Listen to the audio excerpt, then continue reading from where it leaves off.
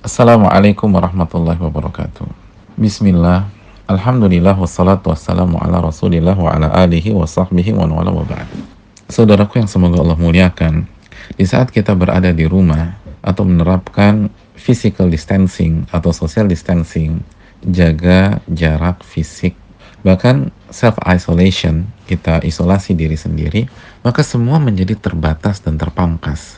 Mulai dari bergaul yang menjadi terbatas, ruang lingkup sampai penghasilan, semua menjadi terbatas dan terpangkas. Belum lagi kejenuhan dan kebosanan yang mulai menjangkit saat kita tidak keluar rumah dan harus kehilangan mayoritas aktivitas-aktivitas rutin kita. Ini bisa memicu stres bagi sebagian orang. Saat semua menjadi terbatas dan terpangkas, maka ada pintu solusi dalam agama. Pintu itu bernama keberkahan. Berkah secara sederhana berarti penuh dengan banyaknya kebaikan dan kebahagiaan. Sebagaimana dikatakan Al-Imam At-Tabari, Al-Imam Ibnul Qayyim, dan Al-Imam Al-Farra rahimahumullahu ta'ala. Sebagai contoh, Bu Aisyah sakit, tapi sakitnya berkah. Artinya, di tengah-tengah sakitnya Bu Aisyah, itu banyak sekali kebaikan. Beliau ibadah, beliau berbuat baik, beliau bermanfaat, dan sakitnya membuat Bu Aisyah dekat kepada Allah. Dan Bu Aisyah bahagia walaupun beliau sakit. Itulah contoh makna dari keberkahan. Sehingga sedikit tapi berkah itu lebih baik dibanding banyak tapi hampa dari keberkahan. Walaupun di dalam rumah dan menerapkan self-isolation atau menjaga jarak sosial secara fisik, tapi jika Allah berkahi, maka akan lebih menggaung dibanding saat dalam kondisi normal. Dalam kondisi seperti ini, maka ada sebuah ayat yang penting untuk kita renungkan. Ucapan Nabi Isa alaihissalam yang Allah firmankan di dalam Al-Quranul Karim, di dalam surat Maryam ayat 31. وَجَعَلَنِي مُبَارَكًا أَيْنَمَا كُنْتُ, dan Allah menjadikan aku penuh dengan keberkahan dimanapun dan kapanpun aku berada. Ayat ini menjelaskan bagaimana kehidupan Nabi Isa alaihissalam. Dimanapun dan kapanpun beliau berada, beliau penuh dengan keberkahan. Beliau penuh dengan kebaikan, membawa kebaikan, dan menjalaninya dengan penuh kebahagiaan. Di rumah beliau bahagia dan menebar kebaikan. Di luar rumah pun beliau bahagia dan menebar kebaikan. Kapanpun dan dimanapun, isi kehidupan beliau adalah kebaikan, kebaikan, dan kebahagiaan. Dalam kondisi lapang, hidup beliau membawa kebaikan. Dan pada saat sulit atau sakit pun penuh dengan kebaikan dan dijalani dengan kebahagiaan. Allahu Akbar. Bagaimana cara Nabi Isa mendapatkan hal itu semua? Mau lapang, baik dan bahagia, dan mau sulit, baik dan bahagia. Bagaimana cara mendapatkan keberkahan di saat kita berada di rumah, mengisolasi diri, atau menjaga jarak fisik? Mari kita buka lembaran tafsir ayat di atas. Ada beberapa keterangan jika kita melihat penjelasan ulama tentang apa yang dilakukan oleh Nabi Isa alaihissalam, sehingga beliau diberikan keberkahan oleh Allah. Yang pertama, Nabi Isa alaihissalam adalah orang yang senantiasa menebar manfaat kepada sesama, sebagaimana dikatakan Al-Imam Mujahid. Maka jika kita ingin mendapatkan keberkahan dalam kondisi berat seperti ini, maka selalu berpikir bagaimana memberi manfaat untuk orang lain. Walaupun kita hanya berada di rumah, mulai dari bantu orang rumah sampai bantu sebanyak mungkin orang. Ingat saudaraku, kita punya senjata di tangan kita yang bernama gadget. Gunakanlah untuk men-share info yang positif, atau buat campaign dan program ajakan kegiatan dan aktivitas dari rumah yang bermanfaat, dan share ide-ide usaha bagi yang dirumahkan atau yang usahanya harus gulung tikar karena pandemi ini. Dan prioritaskan memberikan manfaat untuk akhirat seseorang sebelum memberikan manfaat untuk dunia seseorang.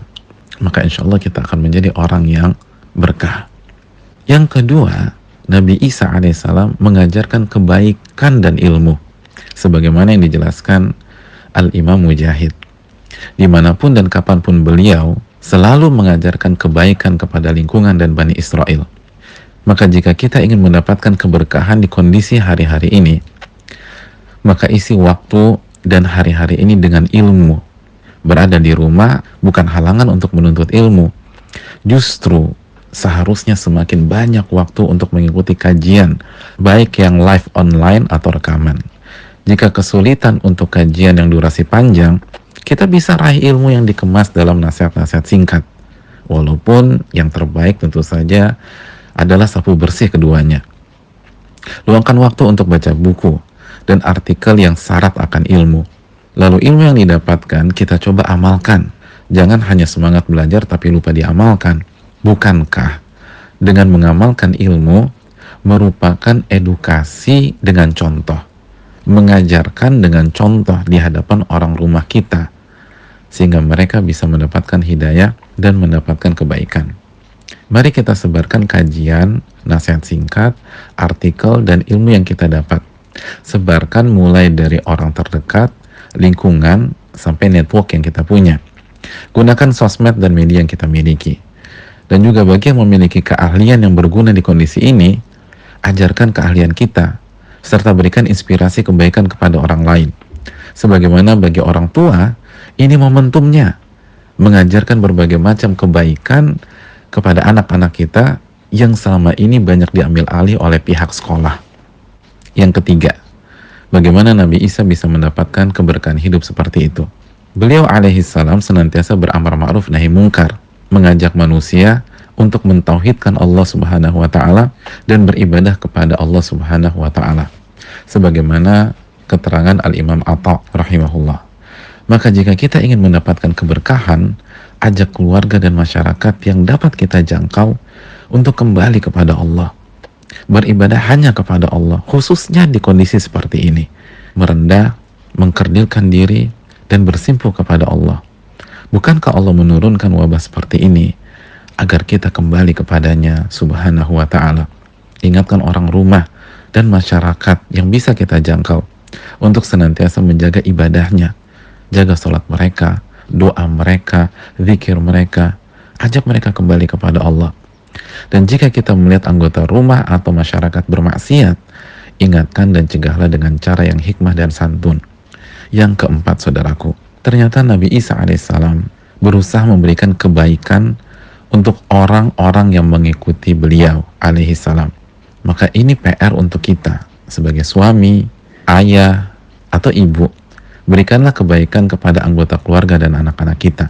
Berikanlah contoh yang baik untuk pegawai, staf, atau asisten rumah tangga kita. Berikanlah kebaikan untuk mereka semua.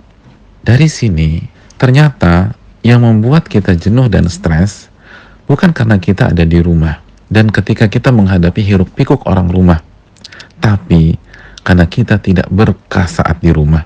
Sebagaimana yang membuat kita resah dan panik bukan karena situasi wabah atau jatuh sakit, tapi karena kita tidak berkah saat wabah atau saat kita sakit.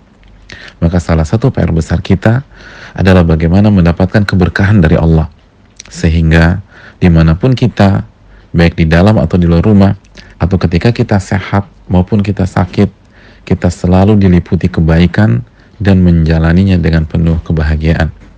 Semoga Allah Subhanahu wa ta'ala memberikan keberkahan pada diri kita, orang-orang terdekat kita, keluarga kita, dan seluruh kaum muslimin. Dan semoga Allah angkat wabah ini dari kehidupan kita. Wassalamualaikum warahmatullahi wabarakatuh.